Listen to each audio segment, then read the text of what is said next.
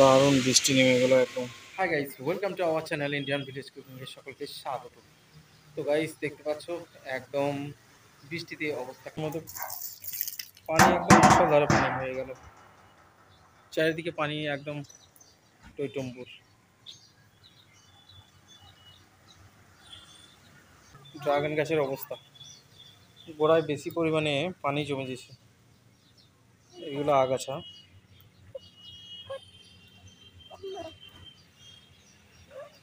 Dragon গাছটা আনিসে বেটা, পানি তো ভালোই পানি হয়ে গেল।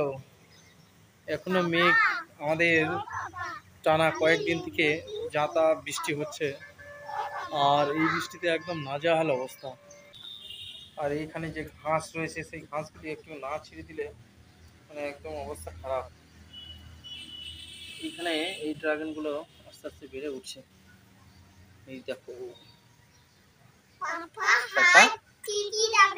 হ্যাঁ হ্যাঁ, হাতে লেগে যাবে। এইগুলো কাঁচতে এত করে কেটে দিতে হবে, কাঁচতে এত করে কেটে দেবো তাহলে হবে।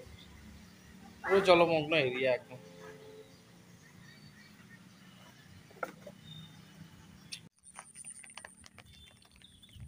ডেঞ্জার্স।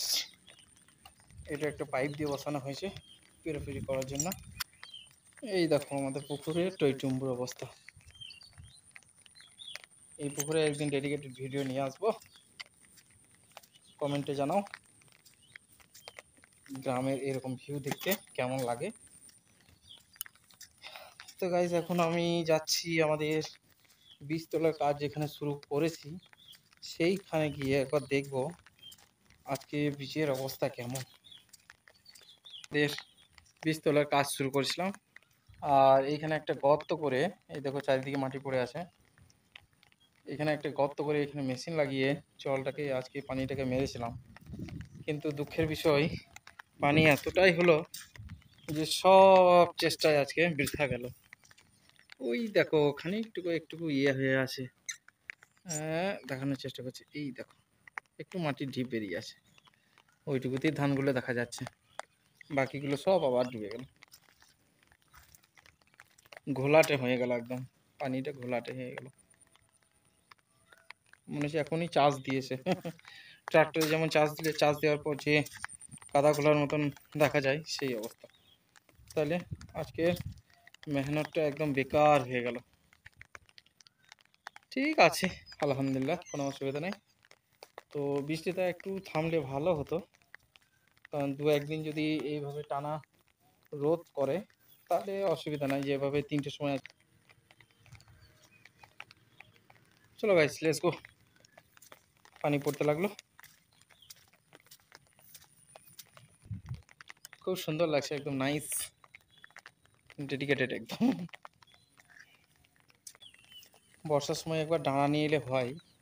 এখানে ডাঙা নিয়ে মাছ ধরার একটা রেকর্ড আছে, মানে এক ডাঙাতেই মামা প্রায় 10 কিলোর অধিক মাছ ধরেছিল ডাঙায়, ডাঙাতে একদম ওইখানটায় বসে, ওইখানটায় এবং এইদিকে পাওয়া বসে ধরা হয়। তো এই যা অবস্থা এখন, তো যা পানি। আর আমরা যখন বীজ তুলি, ওই দেখো বীজ তোলার যে জায়গা, এখান থেকে আমরা মেশিন লাগিয়ে ডেলিভারির মাধ্যমে আমরা পানি নিয়ে এই পুকুর থেকে, হ্যাঁ, এইভাবে আমরা সেচ নিয়ে আমরা ধান তোলার কাজ করি, বীজ তোলার কাজ করি। ওই দেখো আমাদের কলা বাগান, জুম করে দেখার চেষ্টা করছি। এই দেখো কলা গাছ একটা তো হেলে গেছে, পড়বে মনে হচ্ছে ওটা। কলা এসেছে, লেবু গাছ, আম গাছ, সব কিছু আছে। তো চলো গাইস, একদিন আসা যাবে আমাদের এই পুকুরে ডাঙা নিয়ে মাছ ধরার। চলো।